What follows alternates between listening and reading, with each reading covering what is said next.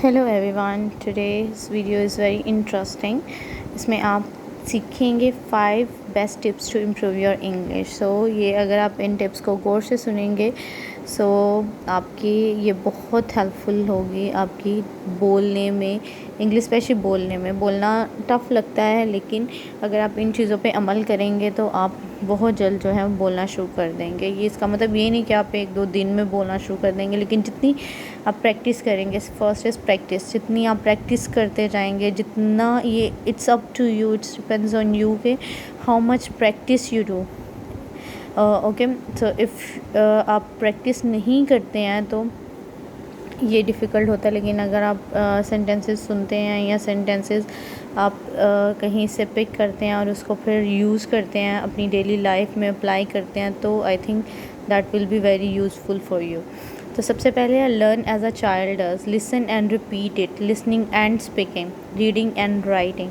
तो अगर आप चाहते हैं कि आप इंग्लिश सीखें तो ग्रामर पर इतना फोकस करने की ज़रूरत नहीं, ग्रामर ज़रूरी है, लेकिन अगर आप बोलना चाहते हैं तो आप रिपीट करें। जैसे मैंने काफ़ी वीडियोस बनाई हैं, उसमें आपको डिफरेंट सेंटेंसेस दिए हैं, आप जस्ट लिसन दो sentences and repeat it again. Okay, आप उनको सुने और सबसे पहला प्रोसीजर यही होता है कि आप गौर से सुने और फिर रीडिंग इज़ वेरी इंपॉर्टेंट। आप कुछ चीज़ रीड करते हैं, उसमें से वोकैबुलरी वर्ड्स चूज़ करें, उनको अपने सेंटेंसेस में यूज़ करें, ठीक है।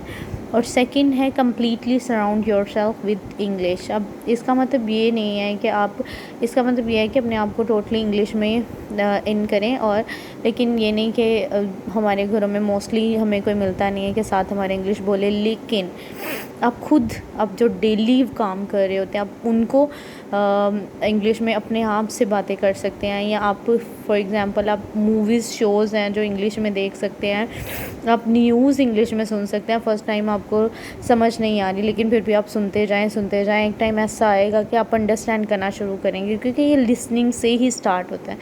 जब आप लिसन करते जाएंगे, ऐसा ऐसा आप अंडरस्टैंड करेंगे, जब आपको अंडरस्टैंडिंग होती जाएगी, आप सुन के समझना शुरू हो जाएंगे, तो फिर आप बोलना शुरू भी हो जाएंगे, ठीक है।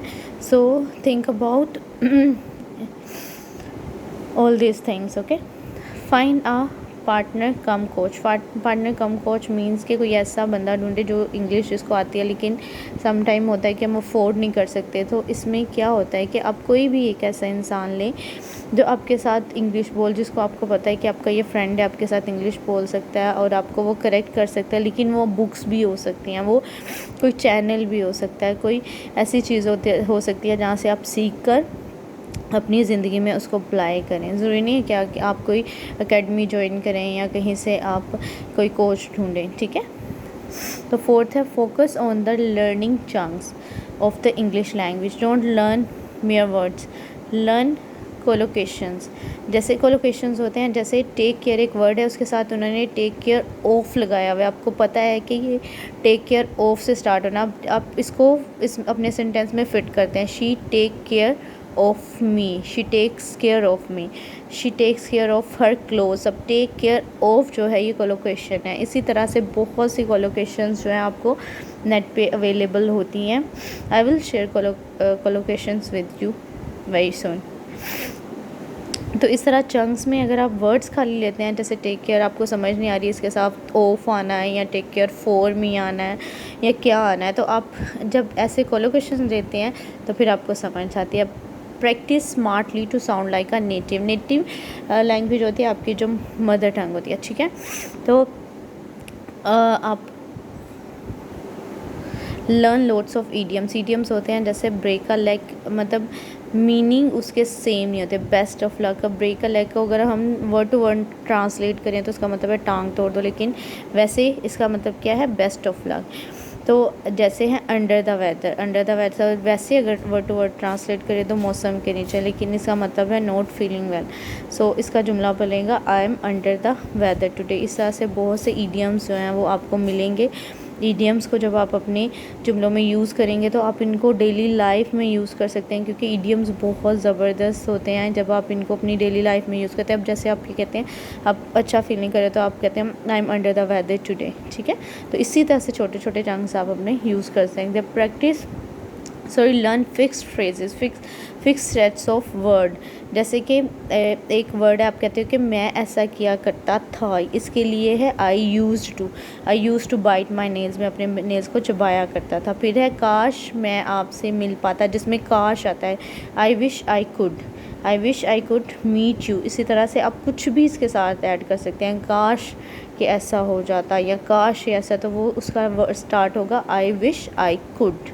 ठीक है, तो मैं ऐसा किया करता था, या मैं स्कूल जाया करता था, या इस तरह से जो आप पहले काम किया करते थे उसको आप I used to do this, okay, but now I don't. Okay, तो इसी तरह से और भी बहुत सी चीज़ें हैं जो आप अपनी डेली लाइफ में प्रैक्टिस करके इंग्लिश सीख सकते हैं। So thank you so much for watching my video. तो इन टिप्स पे ज़रूर काम कीजिएगा। अगर आप इसको इन टिप्स पे काम करेंगे तो आप बहुत जल्द जो है वो इंग्लिश सीख जाएंगे, बोलना सीख जाएंगे, लिखना सीख जाएंगे। ठीक है, थैंक यू।